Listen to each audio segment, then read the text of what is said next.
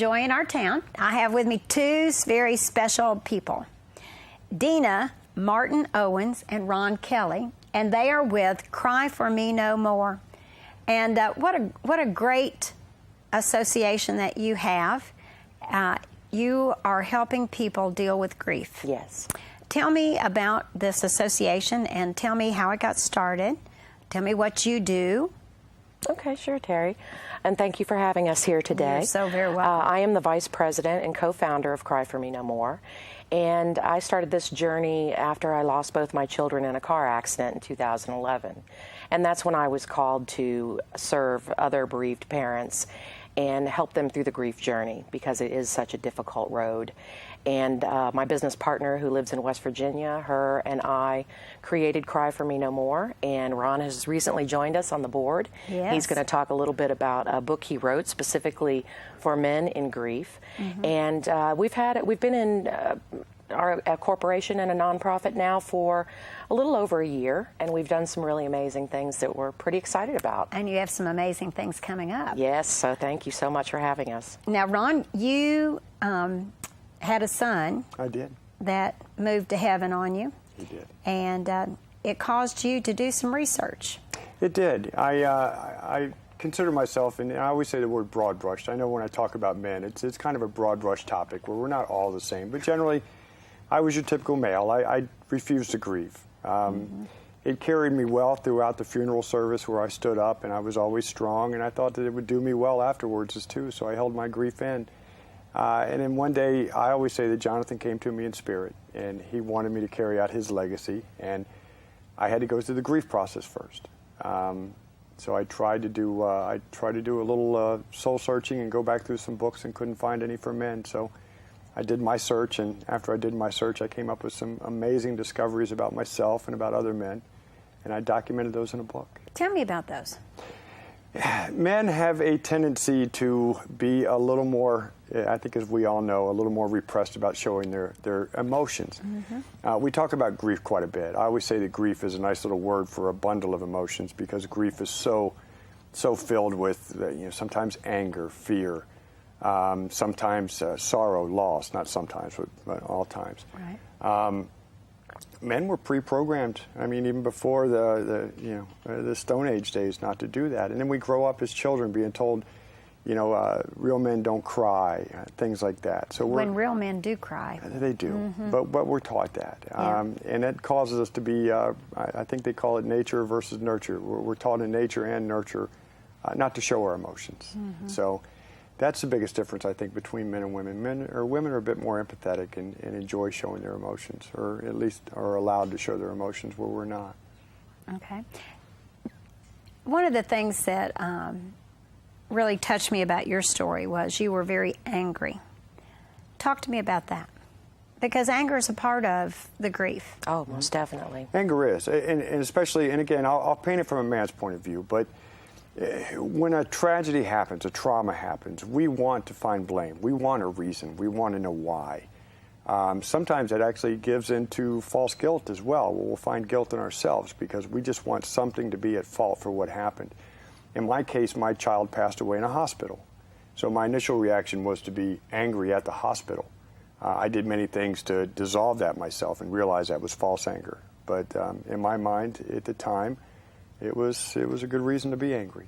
And in fact, God turned that around for you, and now you've used that to start helping other parents who are in the same position in the hospital, right? In the same hospital. I attend workshops there to help other bereaved parents. That's awesome. Thank you. So tell me more about, how does the program help? Yes, Cry for Me No More, we have several different services. We do some individual work if somebody contacts us that is not in the area where we are currently having a program going on, then we can work with them remotely. But we also have workshops that we take around the nation, and it's an extremely transformational program. We've had parents that have touted us as being life-saving and really turning their life around. We try to teach our parents how to, and siblings, we mainly work with parents and siblings right now, but we're starting to broaden out into more general grief. And we try to teach them how to how to move forward without feeling like they're leaving their loved one behind, because that's a huge piece. A lot of people who have experienced a profound loss don't want to move forward because they don't want to lose that connection with their loved one, and they don't know how. And we teach them, you don't have to leave your loved one behind. We teach them how to bring them along with them, like Ron and I are doing, to help live their legacy and to keep them a big part of your life. And we give them the tools and help them with touchstone exercises to refer back to help them move forward and continue that love exercise, that love, the experience that's always been there. Because, love doesn't die. Love never dies.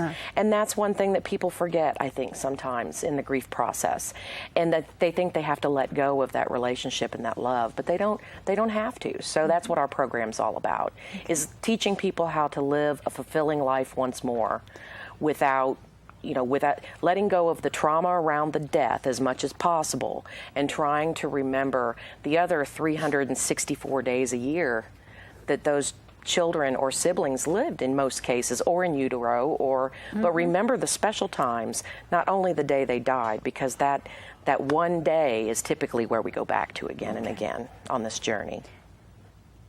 Tell me, moving forward, what would be, if you don't move forward, what happens? Oh, a myriad of issues can be caused from that. We've seen a lot of research that shows an increase in drug and alcohol abuse. There's an increase in suicide and divorce rates. It just goes on. And, that stress from the trauma continues to build and build, and it's going to release sooner or later. I think you talk quite a bit about that in the book, don't you? I do. It's emotions. I think I almost equate emotions to being a sixth sense. I mean, I know people talk about clairvoyance and ESP, but I think, our need to feel, our need to have emotions is just as strong as our need to drink water or to eat food. Without being able to express those, and you keep those in the body, you're really just damaging yourself inside. I equate it kind of to a stream running through the woods when a beaver dams it up.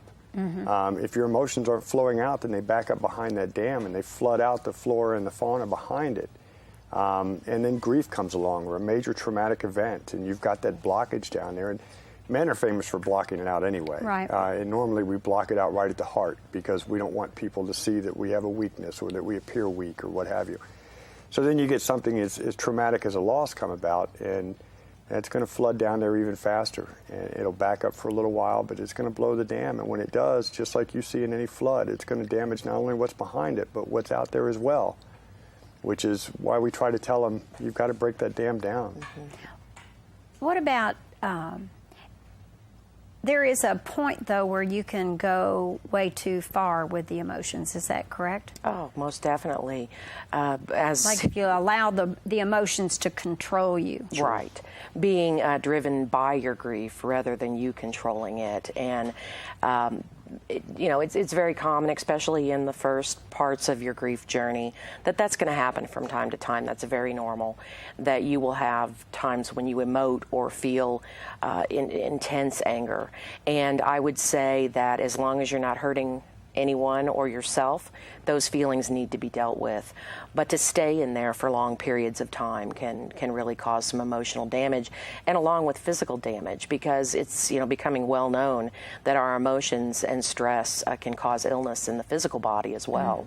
So that is something that you really need to learn the proper tools to process those emotions correctly, so they don't continue to cause collateral damage in your life. Right, and I think you had said something about grief recovery is really not the correct term, because you really never recover from the fact that you miss the child, or you miss the parent, or you miss the husband.